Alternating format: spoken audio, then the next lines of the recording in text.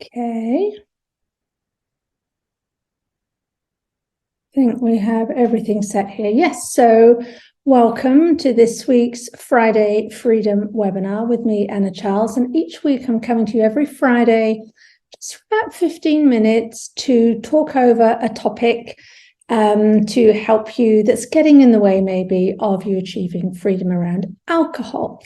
Now, this week, what I wanted to do is to cover a topic sent in by Louise. Thank you, Louise. And I have brought up here, I need to put my glasses on. I want to read what Louise said. I'm going to read it all the way through. And then we're going to work on that. I'm going to work on that exercise together. And I'm going to show you how you can do this for yourself too. Okay, so Louise writes, "Hi, Anna. I have a bunch of friends who are fairly heavy drinkers. We don't meet up all the time, but when we do, we get through a lot." I think many people can probably empathize with that, Louise. "I don't drink until I black out, but the evenings are always a bit hazy. The next morning, I don't know exactly what went on. I don't like not remembering, so I want to cut back, but it's very hard. I've always been one of the main instigators of this excess, or at least one of the willing contributors, so I don't know how to meet them and drink less without them noticing." A little bit of people-pleasing going on there. "But the main thing I wanted to write to you about was 2 weeks ago, we went out on a Friday as usual, and I must have drunk 1 to 2 bottles on my own, plus a couple of G&Ts. It was way over the top. You say we should review when we drink too much, but I just don't know how to start. What I can remember is that we met at 7, we had a G&T, then we had a bottle of white before dinner, then we ate dinner, it was an Italian, and then we had red. I have no idea how much, right? No idea how much red she had. I remember thinking as I finished my pizza that I was quite full. I remember thinking that I'd had enough and I was ready to go home, but then one of my friends suggested we go to the pub next door. I stayed on the red until it was time to have a taxi home. I did try to not drink so much by having a break between the G&T and the first glass of wine, but my friend looked at me weirdly and asked if I was going to be lightweight, so I gave in, though I will admit I wanted to. So here I am, another night of overdrinking and feeling worse than ever." Okay, right, fair enough. So we have a situation here where things didn't pan out as you wanted, and we want to look to see what we can learn from it. So what I want you all to do in this situation is to grab a piece of paper. I've actually got my notebook here, and on it I've got 3 sections. I've got what worked, leave a lot of space for what worked. There's always a lot to harvest there. What didn't work, and then a small section at the bottom, what would I do differently, or what do differently here? And what I want you to do is I want you to go through each of these situations. I'm going to go through Louise's now. I'm going to actually do the exercise now so you can see how to do it. And I want you to brainstorm, and I want you to write it all down. And I don't even really want you to worry about, is it a fact or is it a story? I know you hear me talk about that. I just want you sort of to get down on paper what you see is going on in these categories. So first of all, we're going to look at what worked. And we always start with what worked, because we want to, there is always good things. We have a negativity bias, negativity confirmation bias, which means we'll tend to always look on the what didn't work. We always go to that quickly, right? And even what happens here is, even if something good happened, like somewhat, that someone drank 2 glasses instead of 3, for instance, I often hear people say, yeah, but I only did the 2 because, the bar ran out of my favorite wine. I couldn't have had the 3. If they'd had my favorite wine, I'd have probably drunk 5. So I don't want to get into that. I want to just look at really, so what worked? So here, what worked, I'm going to write down, was that Louise had awareness, right? She had awareness of, during the night, during the evening, of what she wanted to do. Now, she didn't maybe follow it all the way through, but she had that awareness. She had a goal. Maybe not a hard and fast goal, but she had a goal. She had a goal that she wanted to drink less, right? She wrote to me, "This is good. right? Putting our hands up to say, look, I need to find help with this, right? This is something that didn't go well. She also said here she did try not to drink, but she took a break between the G&T and the wine. So we're going to write that down, right? That was a tactic that she put in place. She had a break between the G&T and the wine. What else was going on here? So we've got awareness, a bit hazy, and I think also there's an awareness here of the role of other people. You'll see I'm saying awareness a lot. This is so important at the very, very early stages, right? Rather than saying, right, I'm just going to drink less, going to battle my way through to try January, I could do this.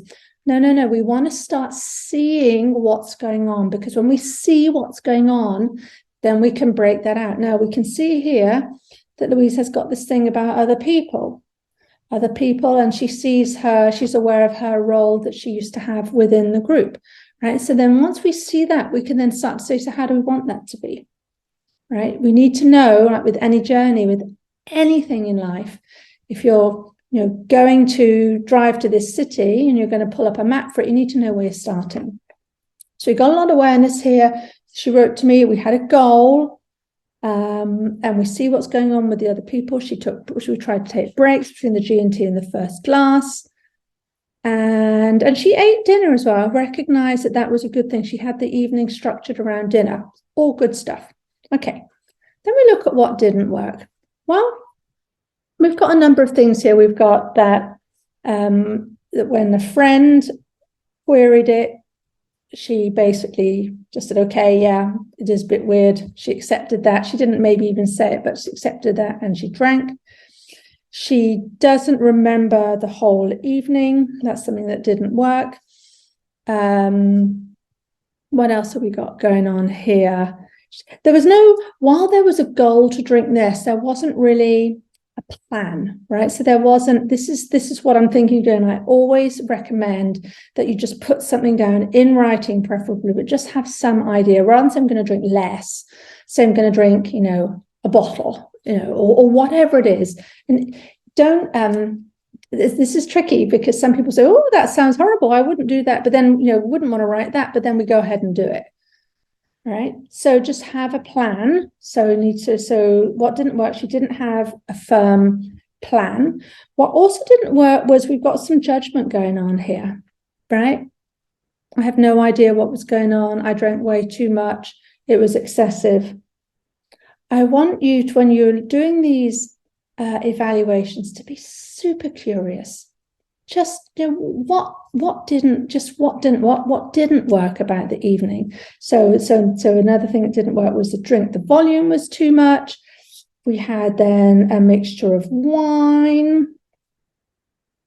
Maybe that that there's sort of it gets confusing, so we're not able to bring that back to a plan. So didn't know how much, and she was quite full. I knew she'd had enough. But then when a friend suggested go to the pub, went to the pub, right? So changed venue. Can you see, right? That would have been a perfect opportunity to say, I'm going to call this a night now. If we'd had a plan to do that, or even if Louise had been able to, Louise, if you're listening, if you're able to tap into that and say, I'm feeling fairly satisfied. I've had a nice evening.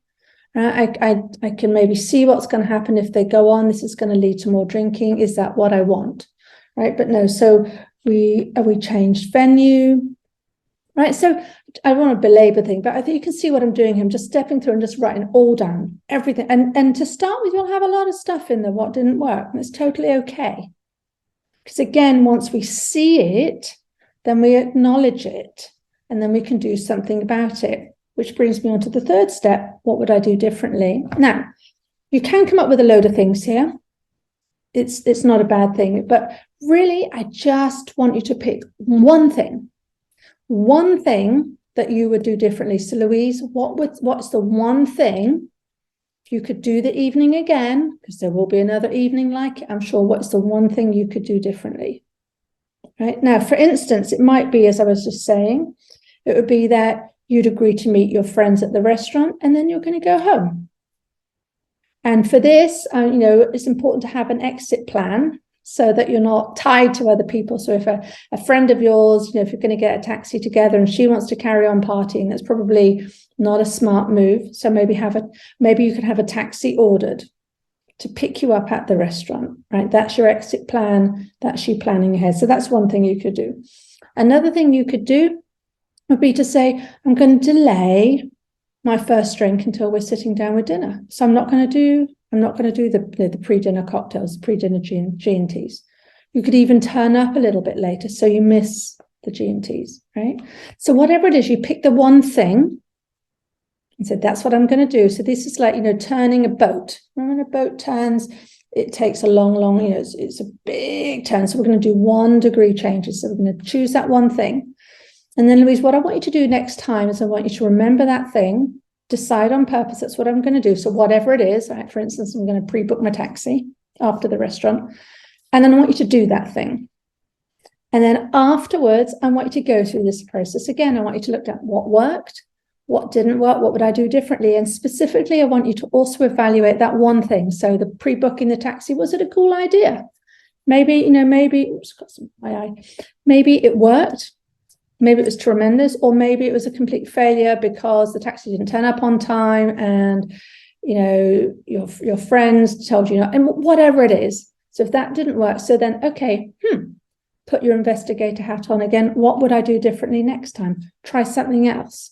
And this way we're evaluating based on our life. We're seeing what's happening. We're seeing what's working. We're putting aside what doesn't work. And then we're learning from ourselves. And this is how we turn the ship. This is how we become the person with freedom around alcohol. So there we go. That's it for this week's Friday Freedom. Please go ahead and contact me with topics you want me to cover for you. Again, if you want to say anonymous, you could say anonymous. You give me your first name, give me your first name. I don't really mind. I really don't mind. Send that in to me, Anna, at 90dayslater.co. And alternatively, if you just want to get going, if you're just fed up of this struggle and you want to get coached by me, or at least you want to talk to me about getting coached by me, go to 90dayslater.co and just click on the big blue button, book a call, we'll chat. It's free. I don't eat people, harmless. And we'll really talk about you, what's going on for you. I'll create a plan. This is how you can achieve what you want around drinking. And then it's up to you what you want to do with that. But believe me, on the other side, the miracle of having freedom around the old alcohol, tremendous. So that's it for this week. Thanks for joining, and I'll see you next week. Bye.